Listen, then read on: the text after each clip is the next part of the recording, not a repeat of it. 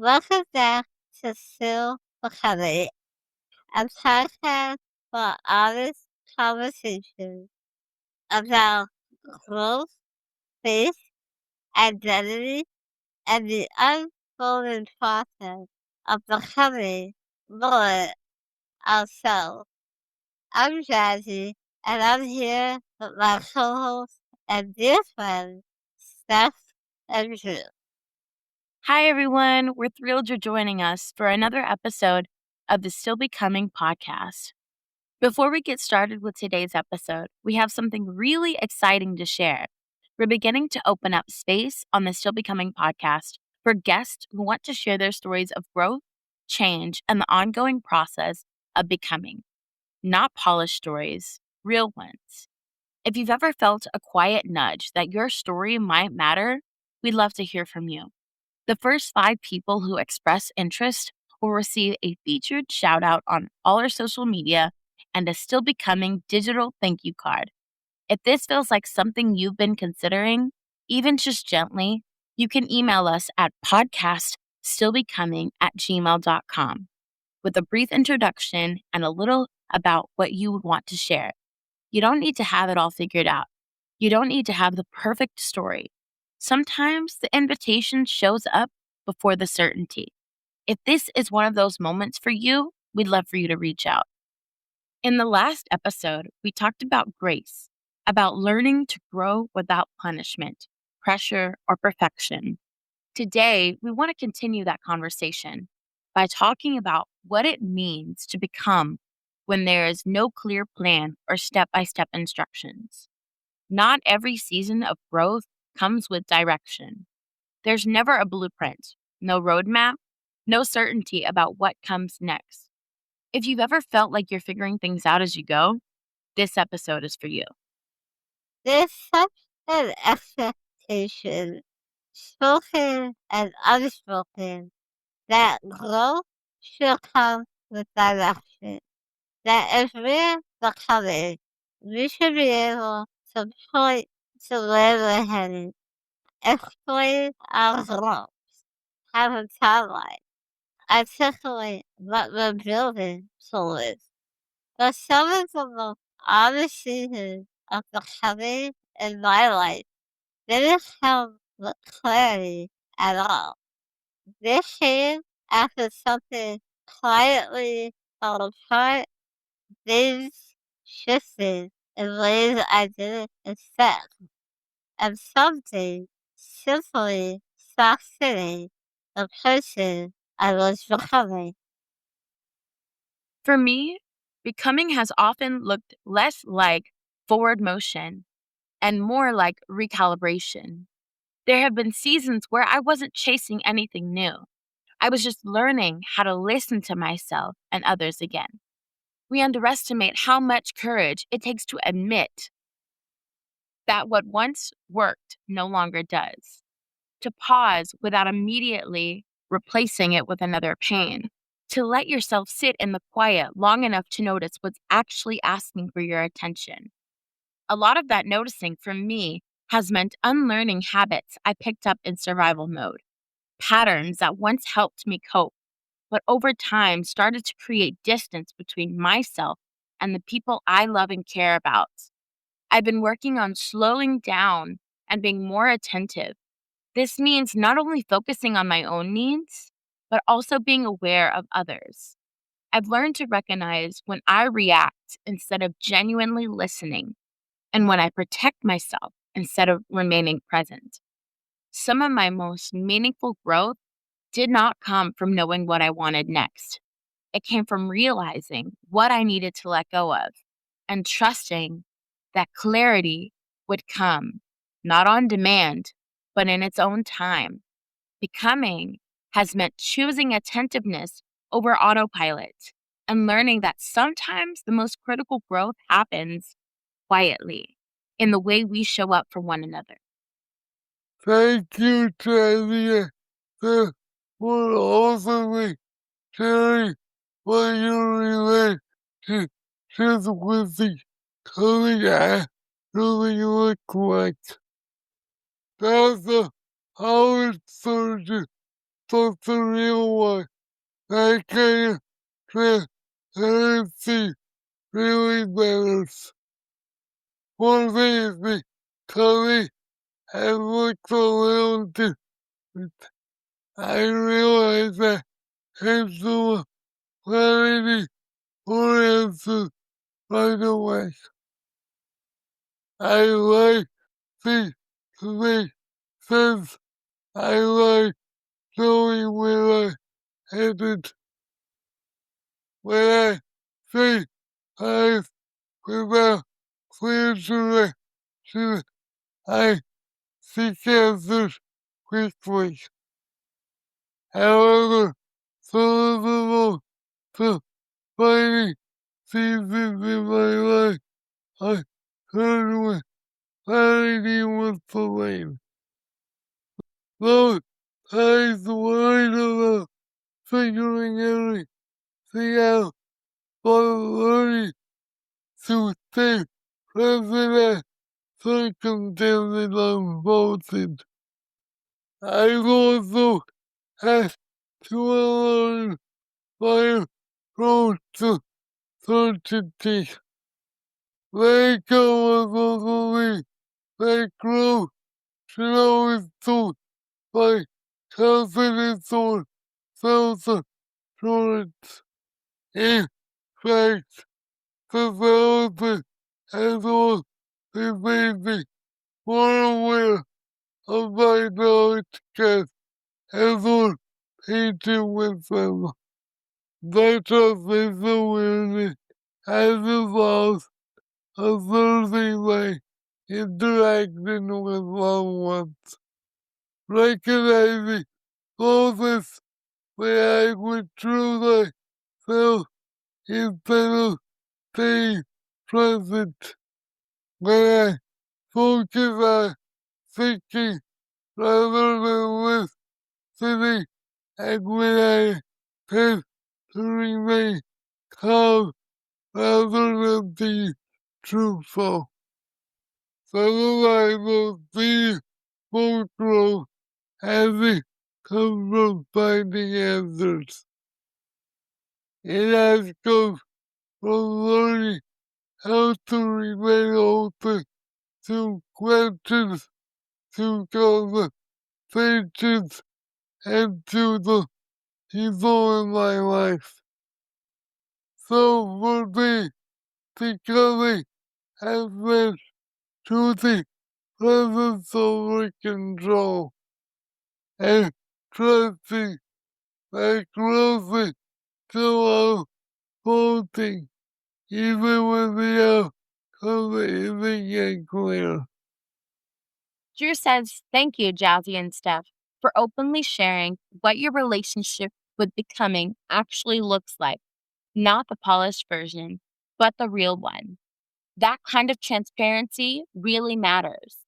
For Drew, becoming has looked a little different. He's realized he tends to want clarity or answers right away. He likes things to make sense, and he likes knowing where he's headed. When Drew faces times without clear direction, he seeks answers quickly. However, some of the most defining seasons in his life occurred when clarity was delayed. Those times weren't about figuring everything out, but about learning to stay present as circumstances unfold. Drew has also had to unlearn his approach to certainty, letting go of the belief that growth should always boost his confidence or self assurance. In fact, development has often made him more aware of his knowledge gaps and more patient with them. Much of this awareness has involved observing his interactions with loved ones, recognizing moments when he withdrew himself instead of staying present, when he focused on thinking rather than listening, and when he attempted to remain calm instead of being truthful. Some of Drew's most meaningful growth hasn't come from finding answers. It's come from learning how to remain open to questions, to conversations, and to the people in his life. So for Drew, becoming has meant choosing presence over control and trusting that growth is still unfolding, even when the outcome isn't yet clear. As I'm listening to people, I see vision about how many people might be sitting in a season like this right now. A season where there isn't clarity yet, just awareness, where nothing feels fully resolved, but something is clearly shifting beneath the surface. That doesn't mean something is missing. It doesn't mean you're behind or doing this wrong. It simply means something is still forming. So many of us were taught to measure growth by what we can point to, by answers, by decisions, by forward motion. But there are seasons where growth was quieter than that, where the work isn't building something new, but noticing what no longer fits. When the change is happening internally before it ever shows up on the outside. If you're listening and you feel like you're unlearning more than you're building right now, I want you to hear this clearly. That still counts. The awareness counts. The process counts. The moments when you choose reflection over reaction count. You're not solved. You're not stuck. You're still becoming. It is all you can name in this season is what you're gently letting go of. And sometimes that's precisely where becoming begins. I really appreciate you saying that because I think so many people don't give themselves credit for the quiet work they're doing. We tend to dismiss awareness because it doesn't feel productive, but awareness changes how we show up in the world. Realizing that I'm unlearning old ways of dealing with things has helped me be more patient with myself. It's allowed me to slow down and stop expecting immediate results. And that has shifted how I relate, not just to myself, but to the people around me. Yes, I agree. Awareness changes the tone of everything.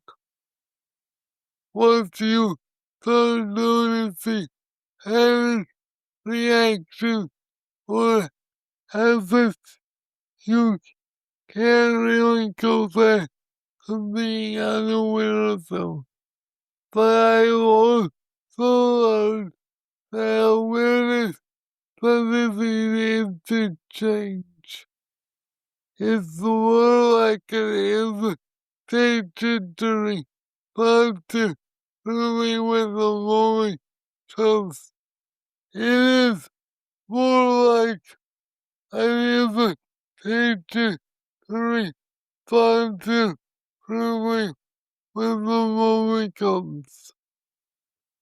And so I that invitation shows up quietly, lots of already because the outside looks different. Drew agrees. Awareness changes the tone of everything.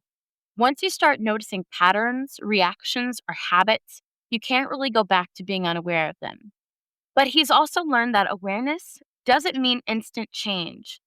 It's more like an invitation to respond differently when the moment comes. And sometimes that invitation shows up quietly, long before anything on the outside looks different.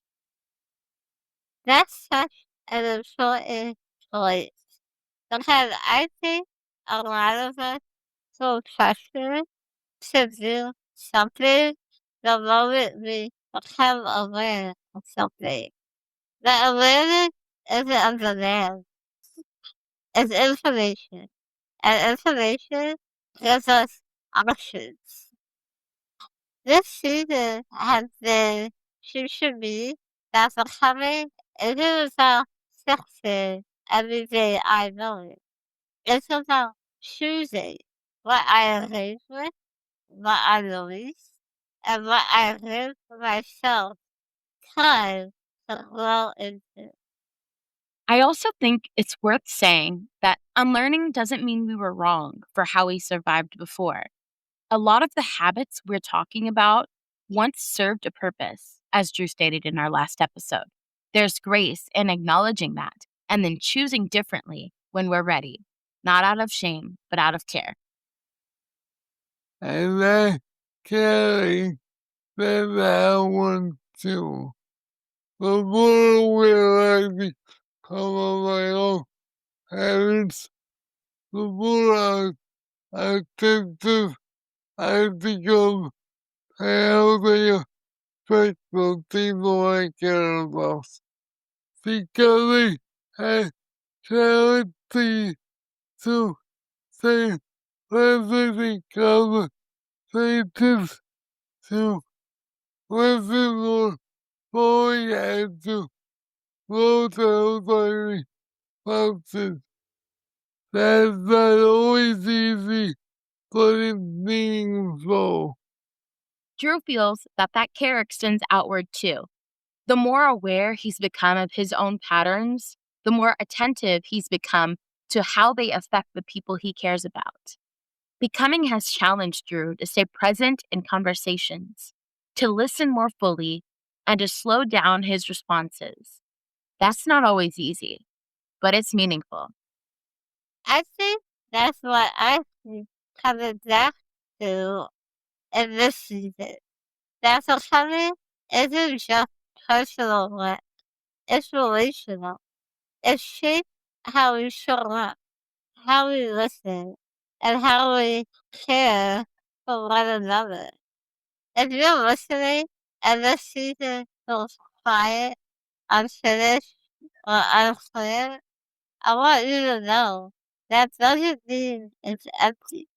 Some of the most essential growth happens in these industry spaces, the formative language, the formative clarity, the formative of plan. You're allowed to take your time. You're allowed to unlearn and relearn at your own pace. You're allowed to become without having it all figured out. Thank you for spending this time with us today and for allowing this conversation to meet you where you are. If something ever so resonated, we would love to hear from you. Drew said, if something from this episode resonated with you, we'd love to hear from you. You can always reach us by email at podcaststillbecoming@gmail.com. That's podcaststillbecoming@gmail.com.